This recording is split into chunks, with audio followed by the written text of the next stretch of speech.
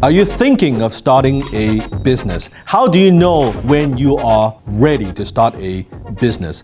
I do not believe everyone should start a business. Now we have this culture of people wanting to be entrepreneur without knowing what it takes. Entrepreneurs are now the new rock stars.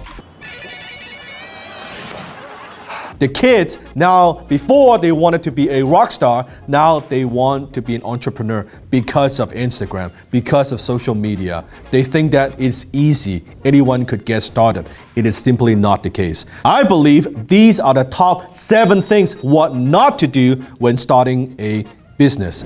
Number 1, don't start a business when you are desperate. You see, it's very easy to deceive ourselves and say, we're gonna start this business and we're gonna make a profit in 3 months and 6 months in a year. That's simply not the case. Most businesses don't make money that quickly. Yes, in some cases, you do have certain online businesses that it's easier to turn a profit, but I'm talking about most businesses don't make money in the first year. In fact, they don't make any money in the first few years. Oh, I'm broke, baby. I ain't got no money. And it requires a substantial amount of investment in terms of time, in terms of money, to just get it going. It is not easy to get a business going. So don't start a business when you've got no money, and don't start a business when you're living paycheck to paycheck. How are you gonna meet payroll? How are you gonna do marketing? How are you gonna get the business going? You gotta cover your living expenses, at the same time cover all the overhead in the business. How are you gonna come up with that money? Answer the question. So don't start a business when you're desperate. Number 2, don't start a business if you don't know how to close. I'm talking about how to sell, how to influence, how to make that sale. In business, nothing happens until a sale is made. A lot of people say, oh, I've got an idea, so fucking what? An idea doesn't mean spit. Unless you know how to turn that idea into a product or service that people want to buy. Shut up and take my money. And you know how to get your product or service in people's hand. And you know how to communicate, how to close. In exchange of money, it doesn't mean anything. An idea is dime a dozen. But the ability to close, the ability to sit down with someone face to face, on the phone, on camera, in video, on social media, how do you convince and persuade someone to give you money in exchange for your product or service? That's the key. If you know nothing about selling, you're not qualified at the moment to start a business. Number 3, don't start a business if you don't understand the industry. I am shocked by how many entrepreneurs, when they have an idea, and I ask them just a few questions. What do you know about the industry? Who is your ideal customers? How are you going to reach them? What are their frustrations? What are their goals? What qualifies you to be in this space? How much you know them? Do you have any credibility? Do you understand what they're going through on a daily basis? Do you understand their emotional needs? We'll be asking the questions, old man. Blank. They know nothing about the industry. Then I say to them, why are you thinking of getting into this industry? And they say, well, I thought I saw so-and-so make a lot of money doing that, so I would just get into it. It's like you see an NBA player playing basketball. Oh, they kind of doing pretty good and they know how to shoot the hoops. I should be a basketball player. You see how idiotic that is? You see how idiotic that sounds? This is not how it works. You have to have something that is truly unique that you bring to the marketplace that is different from everybody else. You could add more value. You can solve a problem that's not being solved at the moment. And that's what gives you the right to start a business in that particular industry. Your success in business is largely determined by how well you understand your industry. Number 4, don't start a business simply because you are sick and tired of your job or you hate your boss. If you are sick and tired of your job, get a different job. It doesn't mean you should start a business. Just because you don't like your supervisor, you don't like your manager, you don't like your boss, it doesn't mean you should become your own boss. I quit! Arthur, I quit! It doesn't make you ready. It doesn't mean you are equipped to be your own boss, to be in business for yourself. It is a different game. Now, I'm not saying don't do it. I'm saying, do you know what it takes? Don't start a business out of ego. Just, oh, you know what? I don't feel that I'm appreciated. I don't like what I do, so I'm gonna go start a business. Do you have the business acumen? Do you have the right knowledge? Do you have the right skills to make a business work? No one talks about that. Everybody talks about jumping off the plane and let's figure this out. Now is not the time for fear. Let me quit my job and let me figure this out. How are you gonna pay your bills? How are you gonna support your family? How are you even going to support yourself? How are you gonna support your business? All the expenses, all the capital investment, where does that come from? Thin air? You tell me. Oh, I should just, get money from other people. I could raise capital. Sure. Do you know how to raise capital? Do you know how to do a pitch deck? Do you know how to talk to investors? Why would an intelligent investor even invest in you? What have you got? These are tough questions. You better have good answers for that. Because out there, the business world, it is crude. It is very, very crude. And every single day, someone is trying to put you out of business. Every single day, someone's trying to kick your ass. Someone's trying to take customers away from you. Are you ready for that? Are you ready for that fight? Do you have what it takes intellectually?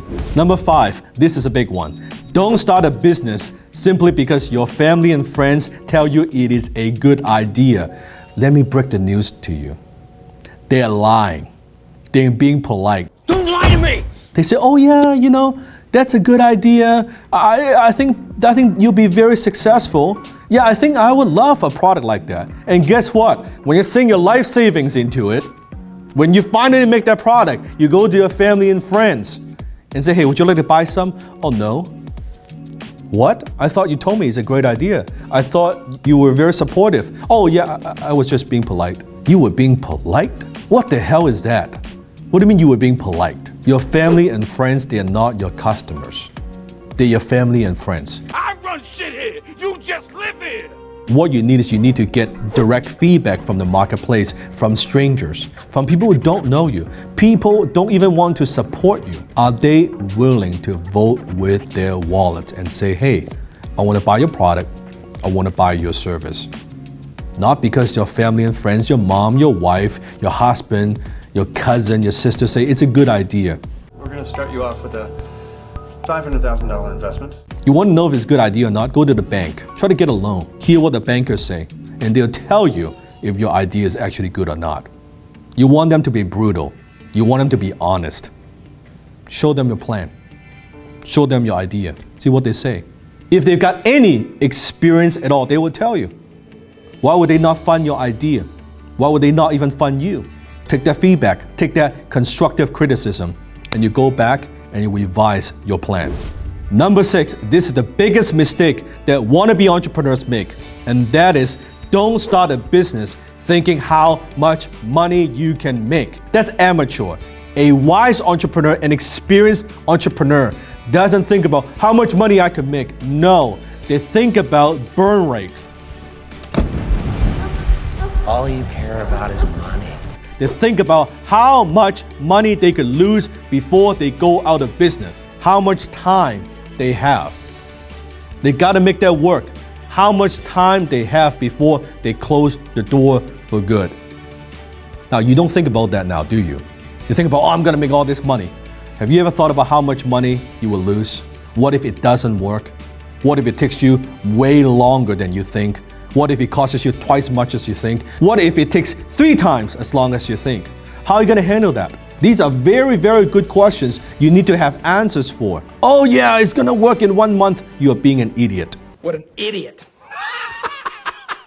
It's not gonna work in 1 month, it's not gonna work in 2 months. It takes time. To be a good entrepreneur, you have to be a realist. You have to look at the facts. You have to look at the data. You have to look at the numbers. By the way, do you know how to read financial statements? I'm curious. Comment below. Do you know how to negotiate? Do you know how to build a team? Do you know how to raise capital? Do you know how to market? Do you know how to sell? Do you know how to handle conflicts? Do you understand strategy? Do you understand business model? Do you understand different legal entities that you could take advantage of? Do you have a basic understanding of the tax law in your country? Oh, but I've got a good idea. It's not about that. Number 7, and that is this. Don't start a business unless you are willing to commit 10 to 20 years to the business. What? Dan, what are you talking about? I thought I'm gonna start a business and I'm gonna exit in 3 to 5 years. Now that does happen to some people, not most people though. But going into the business, you have to think about long term. Think about 5, 10, 15, 20 years. If you exit in 5 years and you walk away with a lot of money, good for you. But what if you don't? That 10-year period of time, that 15-year period of time, knowing the first few years, probably a good chunk of that first 10 years, you're not gonna make much. It's gonna be tough. You're gonna face a lot of obstacles. It's gonna be very, very stressful. It comes with the game. And that's part of being an entrepreneur. Are you ready for that? I've had many of those sleepless nights. I got no one to talk to. How I'm gonna pay the bills? How I'm gonna solve this problem? How I'm gonna meet payroll? How I'm gonna pay rent? No one could help me. No one's come to rescue me in any way, shape, or form. I had to figure it out, and I stuck through that period of time. And I kept on going, and I didn't give up. But that first 10 years was not easy. It was not easy. Looking back, I'm like, if I knew this is what it takes, I don't even know if I would even start. Now, of course, now enjoy the fruit of the labor, right? Now, yes, we have accomplished a decent level of success. However, I gotta tell you, it was tough. It was tough as hell. And it was very, very lonely as well. But that's the path. That's why it's not for everybody. So those are the 7 things of what not to do when starting a business, when you should not start a business. Over the years, I've interviewed hundreds and hundreds of CEOs and founders, even billionaires, distilling their knowledge and their expertise into simple lessons. I've put together a simple guide called How CEOs Build Empires. If you want to get a copy of that for free, click on the link below. Learn from other successful entrepreneurs and CEOs what they have done to build their organizations. Again, this is not for everybody. If after watching this video and you still believe you have what it takes, go ahead and download the guide.